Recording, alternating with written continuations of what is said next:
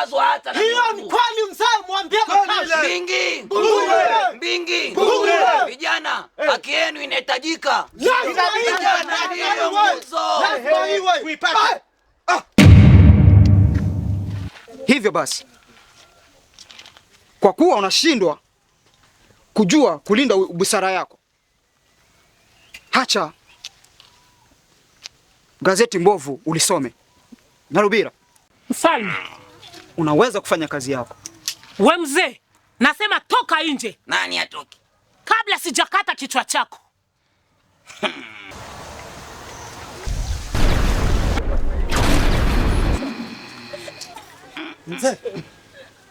Mzee Kanyole.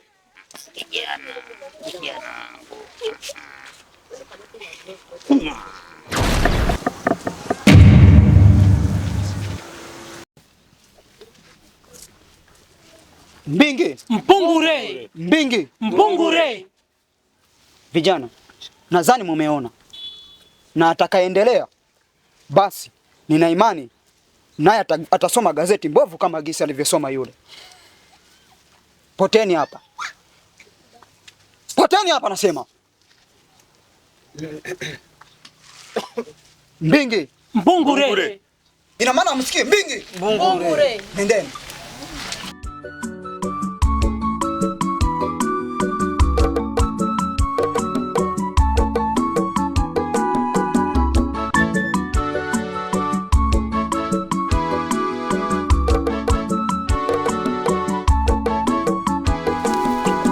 Ndugu yangu, utaendelea kulia mpaka lini?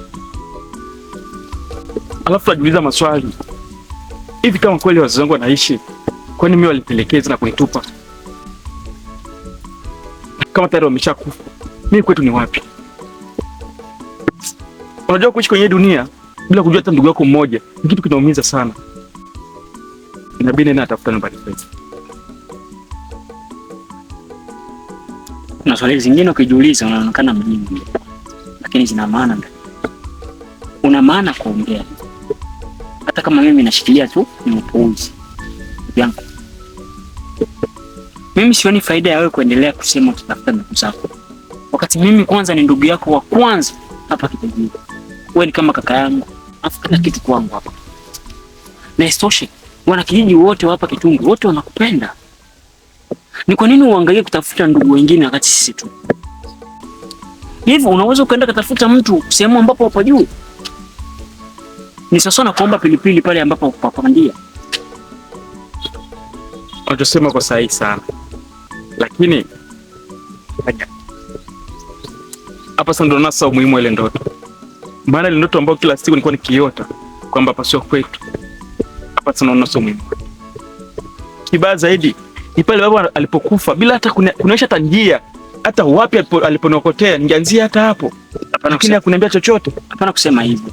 Babu ana makosa. Ni Mungu ndio alitaka tukutane hapa. Na sio Mungu tu, hata na miungu ya hapa kijijini kwetu. Ndio mimi Kitundu naipenda sana. Kijiji cha Kitundu nakipenda sana, lakini kuishi bila ndugu wa damu ndio najua wananipenda, mimi najua. Najua wanakijiji wote wa Kitundu wananipenda. Lakini kuishi bila mtu wangu wa damu. Niko na wewe bega kwa bega. Yote ambayo utayataka nitakusaidia. Nitakushindikiza kwa kila hatua, kwa kila hali yoyote ile. Ili tu upate kupata. Unasikia sauti? Mtu kama anaanguka.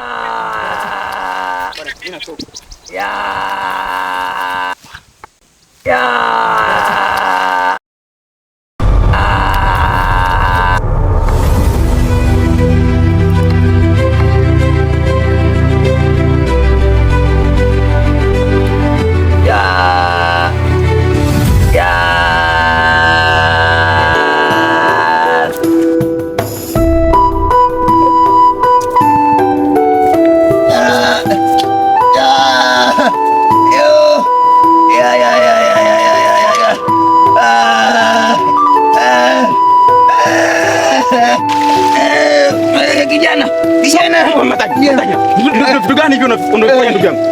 Wewe tunafanya kazi unakula majani kama mbuzi.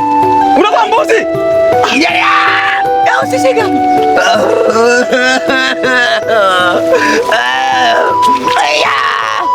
Unanivunja utumbo baba.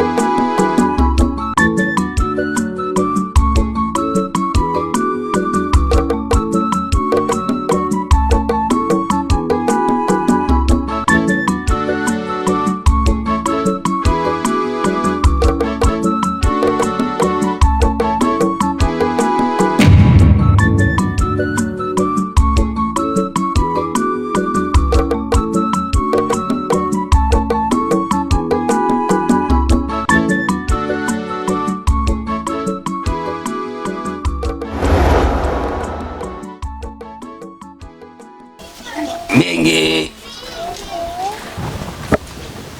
unatakiwa kujibu mbungure. Mzee, unajua kama sikuelewi?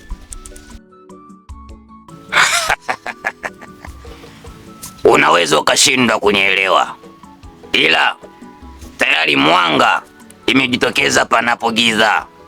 Mwanangu, siku zijazo utanielewa ni nini ninachokimaanisha. Wacha kwanza mimi niondoke, kwa kuwa safari yangu nina imani ya kuwa na kwenda ukingoni. Wewe ndio bado tunaanza kupatia matibabu. Haujapona hata sawa sawa, unataka kurudi. Inakwaje? Kijana, nimeshapata tiba kamili. Hii tiba, hamna tiba yoyote ina uwezo kushinda tiba niliyoipata. Wacha nirudi Mbingi baba, nina furaha ya ajabu. Mbingi, jibu mbungure. Dano magala tuka.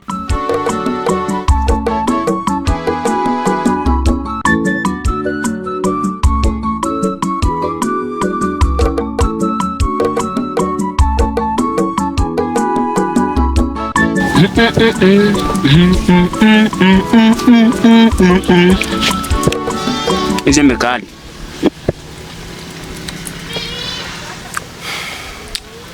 Amefariki. Nipe kwanza niko. Nani? Mbona kama mshangao? Amefariki. Kwanza usikuamini. Ule mzee ameanza safari, amerudi kwao. Ule mzee amerudi kwao. Si matibabu juzi tuna leo kama kapona. Ndio hapo mnashindwa kuelewa. Isiwe mzee alikuwa anakuja hapa kuja kutafuta kitu fulani tu. Asiwe muuaji mzee. Simuelewi kabisa, mzee haeleweki. Ama mchawi. Hilo nalo neno. Kwa sababu wazee kama hawa ndio wale wachawi wale. Wanafukuzwa kwao, wanafika huko wanachukua ya kuchukua, wanapeleka tena kwao kwenda kujiongeza nguvu. Sasa tuachane na swala la mzee. Shamba zetu zimevamiwa na vidudu. Sasa ni lazima tu tukuziangalie huko. Vidudu? Tunafanyaje sasa? Inabidi tutafute dawa. Lakini kama mzee amerudi kwao, ule mzee hajapona, lakini kwa nini umemruhusu? Nimemruhusu kivipi? Labda ni mchawi. Chawezekana.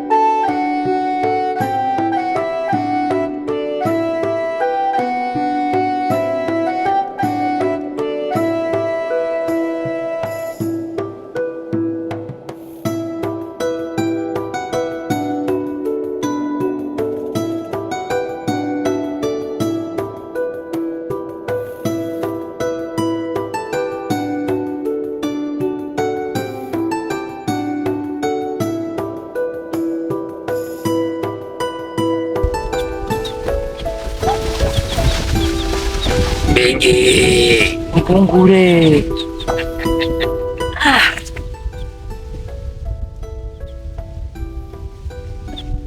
Sekanyole. Malikia wangu. Salama huko? Usalama upo mama. Sijaumwa na mdudu wowote, aiza mnyama. Mizimu na miungu ya Mbingi imetanda hema juu yangu. Malikia, nilikuja na neno moja ya kukuambia, na nina imani ya kuwa hii ndio itakuwa faraja ya moyo wako.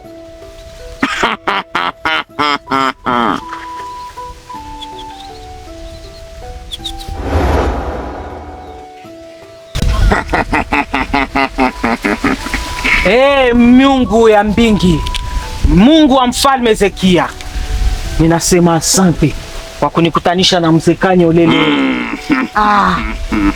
Mungu wa Mbingi, nasema asante na ninashukuru. Malikia, wacha nikapumzike. Nitakuja nikupeleke kesho. Mama, kuwa makini kule unaenda, kwa kuwa unatafutika sana katika mji wetu wa Mbingi. Malikia, hamna yoyote ambaye anaweza akanigusa kabla ahadi haijakamilika kijijini Mbingi.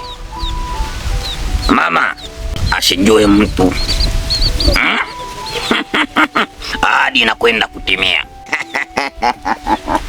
Mbingi. Mbungure. Mbingi. Mbungure. Hamna hata kakopo humo ndani. Kesho yote itaisha. Asante mama.